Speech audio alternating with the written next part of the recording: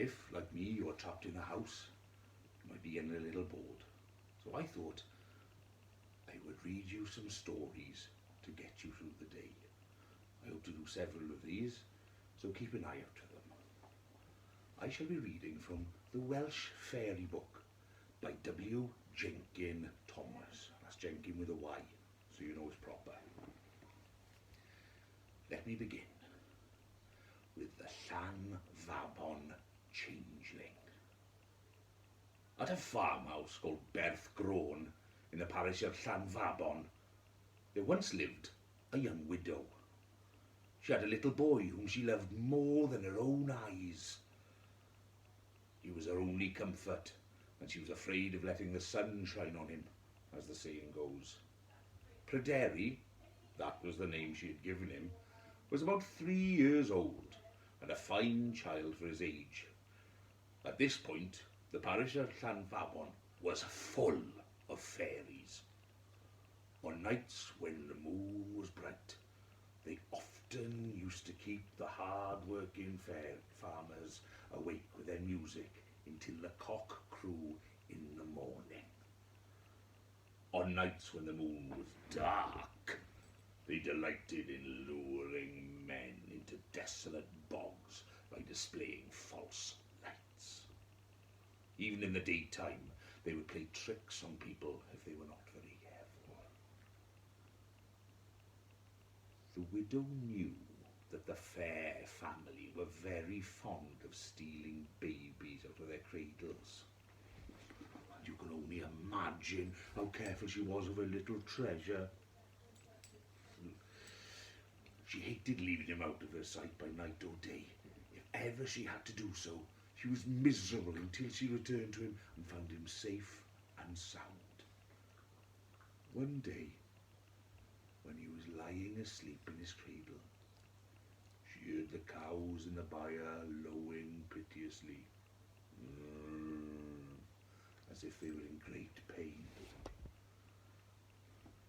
As there was nobody in the house but herself to look after her precious boy, she was afraid at first of going out to see what was amiss. The lowing, however, became more and more agonized.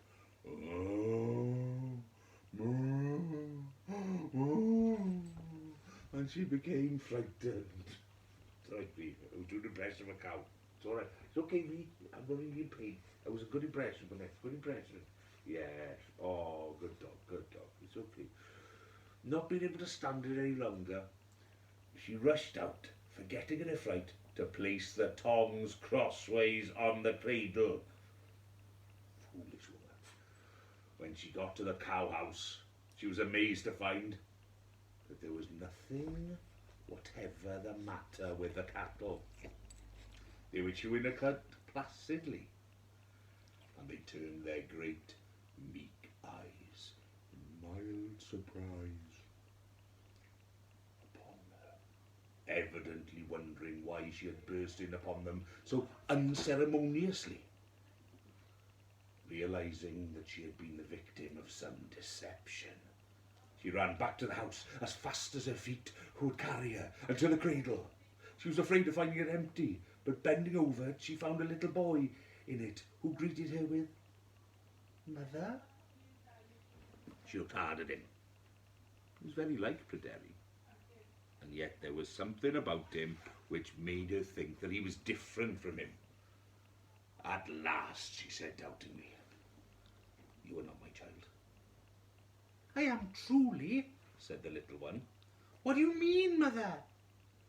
But something kept whispering to her constantly that he was not her child, and as time went on, she became convinced that she was right. The little boy, after a while, became cross and fretful, unlike Pryderi, who was always as good as gold. In a whole year, he never grew at all. Pryderi, on the other hand, was a very growing child. Besides, the little fellow seemed to get uglier every day, whereas Pryderi had been getting prettier and prettier. At least his mother thought so. She did not know what to do.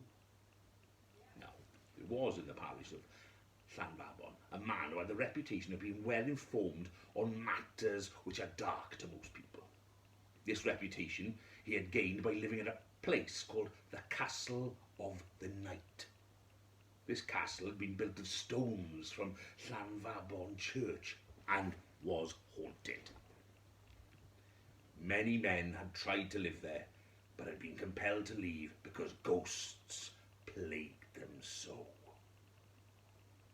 That this man was able to dwell there in seeming peace and comfort was proof positive, in the eyes of the people of Llanfabon, that he had some control at least over the powers of darkness.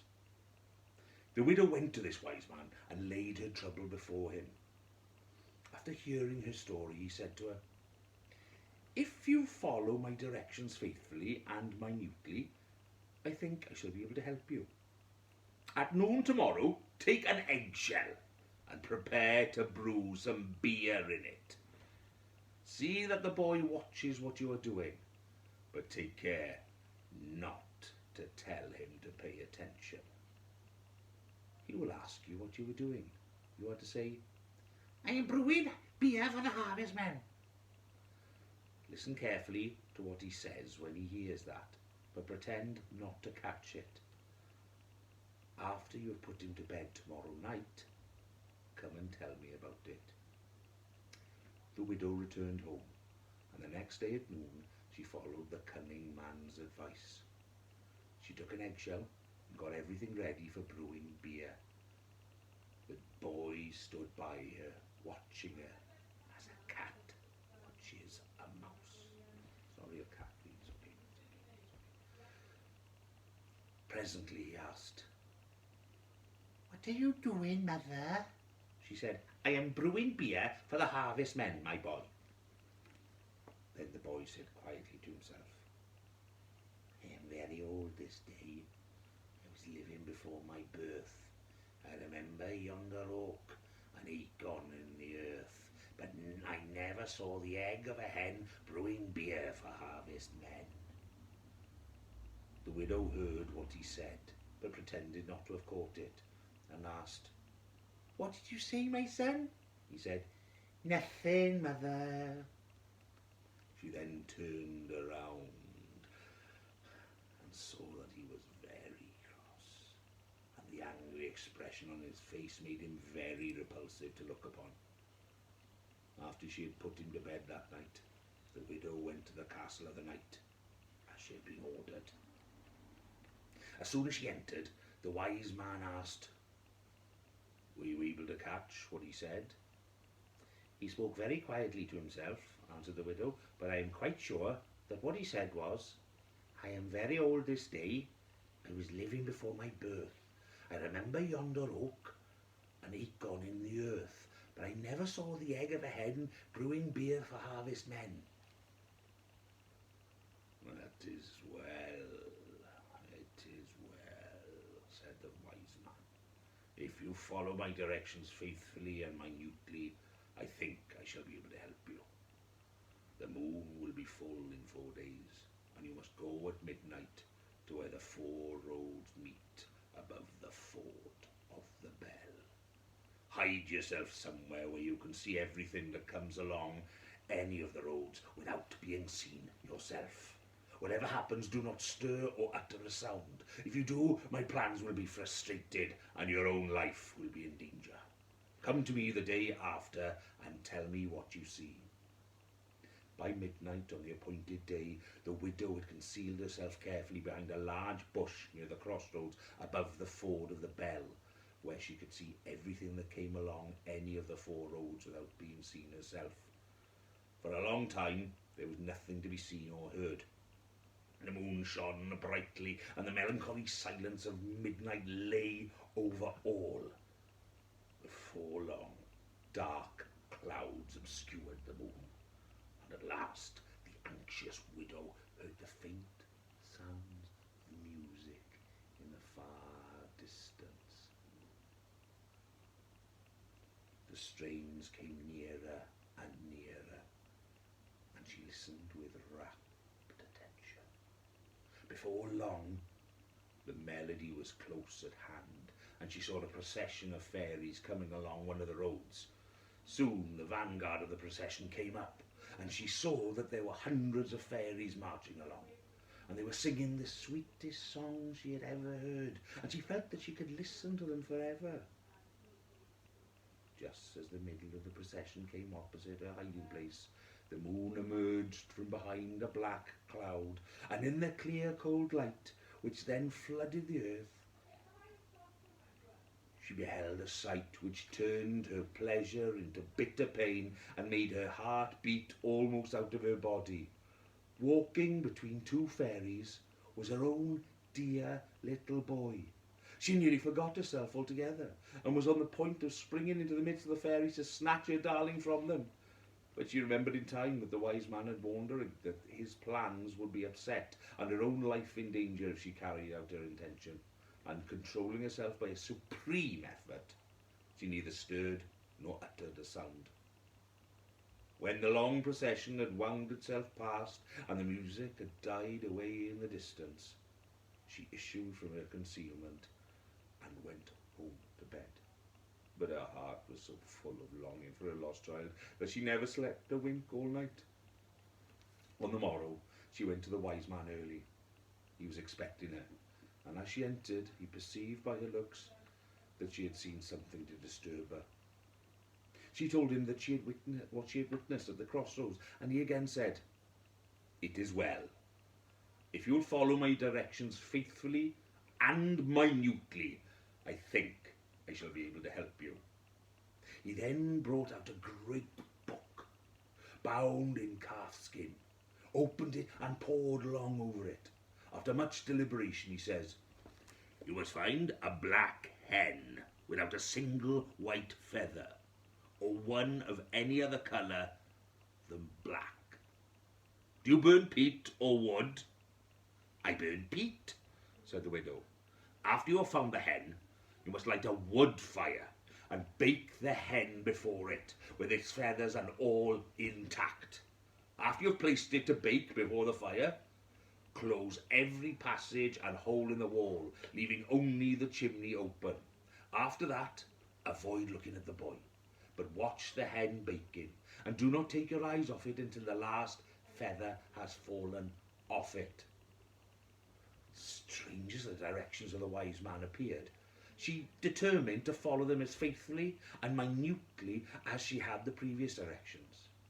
But oh, the weary tramp she had before she could find a black hen without a single white feather, or any one of any other colour than black. She tried every farm in the parish of Llanfabon in vain. She was nearly driven to the conclusion that if this breed of hen had ever existed on the earth, it had become extinct. It was weeks before she secured the right hen, and it was at a farm miles away from Llanfabon that she was successful in her search. Her repeated disappointments were all the more bitter because she was forced to hide her disgust with a little fellow who was there instead of her boy. When he addressed her as "Mother," it was almost more than she could bear, but she was just able to make no difference in her behaviour towards him, though he seemed to be getting smaller and crosser and uglier every day. Having found the black hen, she built up a wood fire. When it was burning brightly, she wrung the hen's neck and placed it, as it was, feathers and all, in front of the fire. She then closed every passage and hole in the walls, leaving only the chimney open, and sat in front of the fire to watch the hen baking. The little fellow called to her several times, but though she answered him, she was careful not to look at him. After a bit, she fell into a swoon. When she came out of it, she saw that all the feathers had fallen off the hen, and looking round the house, she saw that the changeling had disappeared. Then she heard the strains of music outside the house, and they were the same as those she had heard at the crossroads. All of a sudden, the music ceased, and she heard a little boy's voice calling, "Mother!" She rushed out, and lo, and behold, who should be standing within a few paces of the threshold but her own dear little boy. She snatched him up in her arms and almost smothered him in kisses. She laughed and wept in turn, and her joy was greater than words can tell. When asked where he had been all this long while, the little boy had no account to give of himself, except that he had been listening to lovely music. He was pale and wan and thin, but under his mother's loving care, he soon became his bonny self again, and mother and son lived happily ever after. Well, that's it for now. There may be some more stories later. Goodbye.